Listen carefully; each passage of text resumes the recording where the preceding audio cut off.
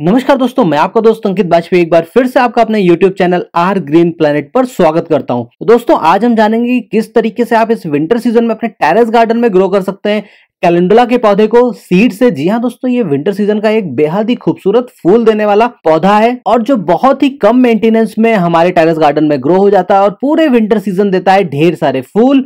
तो बिना स्किप किए हुए पूरा वीडियो देखिएगा। यहां पर मैं आपको सारी information step by step share करूंगा। तो चलिए बिना लेट किए हुए आज का वीडियो स्टार्ट करते हैं।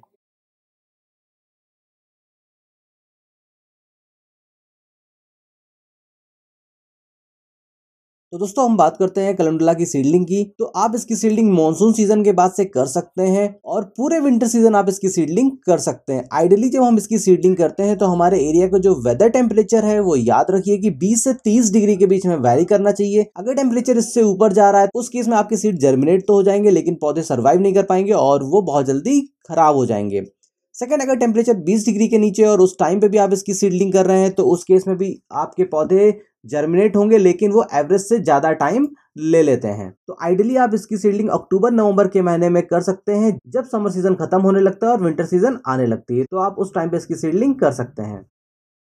सीडलिंग करने के लिए आप कोई भी छोटे से पॉट का या फिर सीडलिंग ट्रे का इस्तेमाल कर सकते हैं। यहाँ पर मैंने 6 इंच का एक छोटा सा प्लास्टिक का पॉट लिया है जिसमें कि हम इसकी सीडलिंग करने जा रहे हैं। याद रखिए कि आप जो भी पॉट इस्तेमाल कर रहे हैं या सीडलिंग ट्रे इस्तेमाल कर रहे हैं उसके बॉटम में प्रॉपर ड्रेनेज होल होना चाहिए ताकि आप जो भी पानी दे excess water immediate drain out हो जाए।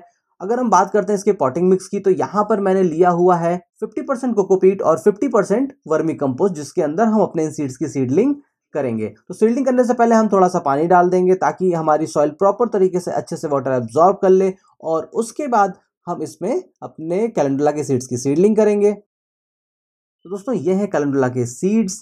अभी यहाँ पर इसमें मैं ऐड करूंगा थोड़ा सा फंगीसाइड पाउडर। वो इसलिए मैं यूज़ कर रहा हूँ, इसकी वजह से हमें एक अच्छा सक्सेस रेट मिलेगा। हमारे सीड में किसी भी तरीके का फंगल इन्फेक्शन नहीं होगा और उनका जर्मिनेशन अच्छे से अच्छा हो जाएगा। लेकिन अगर आपके पास फंगीसाइड पाउडर नहीं तो आपको डिसअपॉइंट होने की जरूरत नहीं है। बिना फंगीसाइड पाउडर यूज़ किए भी आप इसकी डायरेक्ट सीडलिंग कर सकते हैं, ये टोटली ऑप्शनल है। अब हमारा ये सीडलिंग प्रोसेस हो गया है कंप्लीट। अब हम इसको अपने पॉटिंग मिक्स से एक हल्की लेयर से कवर कर देंगे। तो अभी हमारा सीडलिंग प्रोसेस हो गया है कंप्लीट। अब हम इसमें कर देंगे पानी का स्प्रे। स्प्रे करने के बाद हमको अपने स्पॉट को डायरेक्टली सनलाइट में नहीं रखना है, ऐसे प्लेस पे रखना है जहाँ मॉर्निंग और इवनिंग की 1.5 से 2 घंटे की डायरेक्ट सनलाइट आती है और डे टाइम में सनलाइट का रिफ्लेक्शन आता हो। और आपको अपने इन सीड्स को डेली पानी देने की जरूरत नहीं है। जब आपको इसकी सॉइल थोड़ी सी ड्राई दिखने लगे तब आप इसमें थोड़े से पानी का स्प्रे करें। सॉइल पूरी ड्राई नहीं होनी चाहिए। तो चलिए मिलते हैं कुछ दिनों के बाद और देखते हैं इसका आगे का अपडेट। तो दोस्तों ये अपडेट है 25 दिन के बाद का। 25 दिन पहले जो हमने सीडलिंग करी थी हमारे सीड जर्मिनेट हो गए हैं। तो रिजल्ट थोड़ा सा खराब हुआ है, उसके पीछे का रीजन मैं आपको बता दूं। एक्चुअली मैं आउट ऑफ टाउन था 10-12 दिन के लिए, जिसकी वजह से ये हुआ कि मेरे पीछे इसमें बहुत ज़्यादा पानी दे दिया गया और हमारे ये पौधे खराब हो गए। तो यहाँ से एक हमको लर्निंग मिलती है, जैसा कि मैंने वीडियो में अभी पहले बोला भी था कि बहुत ज़्यादा अगर आप पानी देते हैं तो आपके सीड खराब हो जाते हैं। लेकिन मुझे बहुत ज़्यादा प्लांट्स की ज़रूरत भी नहीं थी, तो मेरे लिए 2 से 3 प्लांट सफिशिएंट थे। और यहाँ पे मेरा पर्पस एक आपको अच्छी इंफॉर्मेशन शेयर करना है। तो अभी हम इन कैलेंडुला के पौधों को ट्रांसप्लांट करेंगे दूसरे बड़े पॉट में। तो यहाँ पर मैंने ये 12 इंच की मिट्टी के पॉट लिए हैं और अगर मैं पॉटिंग मिक्स की बात करूँ तो यहाँ पर मैंने लिया हुआ है 40% अपने गार्डन की मिट्टी, जिसमें मैंने ऐड किया है 40% वर्मी कंपोस्ट। उसकी जगह पे आप गोबर की खाद का इस्तेमाल भी कर सकते हैं और 20% फाइन सैंड जिसको कि बालू या रेत कहते हैं। दोस्तों याद रखिए कि जब भी आप अपने इन पौधों को ट्रांसप्लांट कर रहे हैं तो इवनिंग के टाइम पे ट्रांसप्लांट करें, क्योंकि उसके बाद इनको रात भर का टाइम मिल जाता है रिकवर होने के लिए। कभी भी दिन के टाइम पे अपने पौधों को दूसरे पॉट में शिफ्ट ना करें। तो अभी हम अपने इन पौधों को शिफ्ट कर देते हैं इस बड़े पॉट में।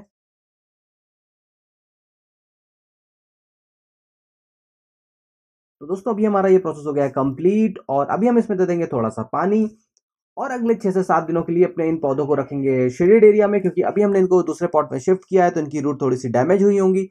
तो इसलिए डायरेक्टली सनलाइट में ना रखिए, अदरवाइज आपके पौधे खराब हो जाएंगे। और दूसरी इंपॉर्टेंट चीज की बहुत ज्यादा आपको पानी भी देने की अभी जरूरत नहीं है, क्योंकि ये प्लांट हमारे बहुत छोटे हैं साइज में और दूसरा भी हमने इनको ट्रांसप्लांट किया है। तो दोनों ही केस में हमारे प्लांट को बहुत ज्यादा पानी की जरूरत नहीं होगी। तो 5-6 दिन के बाद जब आपके ये पौधे थोड़े से स्टेबल हो जाए, थोड़े से आपको हेल्दी दिखने लगे, तब आप अपने इन पॉट को रख दीजिएगा डायरेक्टली सनलाइट में, जहां पर इनको दिन की कम से कम 6 से 7 घंटे की डायरेक्ट सनलाइट मिले।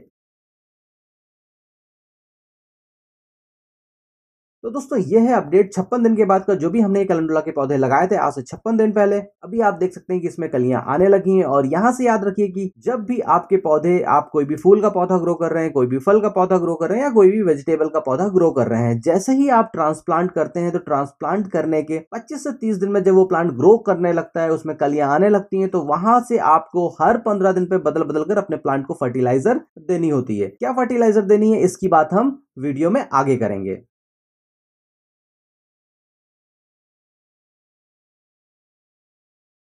तो दोस्तों ये है फाइनल अपडेट 87 डेज के बाद का। और अभी आप देख सकते हैं कि मेरे ये कैलेंडुला के पौधों में फूल भी आना स्टार्ट हो गए हैं। अब अगर हम बात करते हैं फर्टिलाइजर की, तो मैं हमेशा आपको रिकमेंड करता हूं कि आप ऑर्गेनिक फर्टिलाइजर का इस्तेमाल करें। ऑर्गेनिक फर्टिलाइजर के रूप में आप यूज कर सकते हैं बोन मील, फिश मील, सी मील, गोबर की खाद, वर्मी कंपोस्ट, नीम खली, सरसों की खली, केले की छिलके भी एक बहुत अच्छा ऑप्शन है। आप उनको सुखा ले और उसका पाउडर तैयार करके उसको भी एज अ फर्टिलाइजर आप अपने प्लांट पर यूज कर सकते हैं। लेकिन याद रखिए कि कभी भी एक फर्टिलाइजर लगातार अपने प्लांट को ना दें, हर 15 दिन पे आपको बदल बदल कर फर्टिलाइजर देनी है। तो इस तरीके से अगर आप विंटर सीजन के कोई भी फ्लावर के प्लांट या वेजिटेबल प्लांट अपने टेरेस गार्डन में ग्रो करना चाहते हैं तो ग्रो कर सकते हैं और पा सकते हैं ढेर सारे फल और फूल। तो दोस्तों उम्मीद करता हूं कि आपको ये वीडियो अच्छा लगा होगा। तो आप में से जो भी पहली बार मेरा चैनल देख रहा है तो प्लीज रेड कलर वाले सब्सक्राइब बटन को क्लिक करें और मेरे वीडियोस को सबसे पहले अपडेट पाने के लिए बेल वाले बटन को क्लिक करना बिल्कुल मत भूलें। कमेंट करके जरूर बताइए कि इस वीडियो में आपको सबसे अच्छी चीज क्या लगी। तो लाइक करो, सब्सक्राइब करो और शेयर करो हमारा अपना चैनल आर ग्रीन प्लैनेट। फिर मिलूंगा आपको नए वीडियो में नई जानकारी के साथ। तब तक के लिए नमस्कार।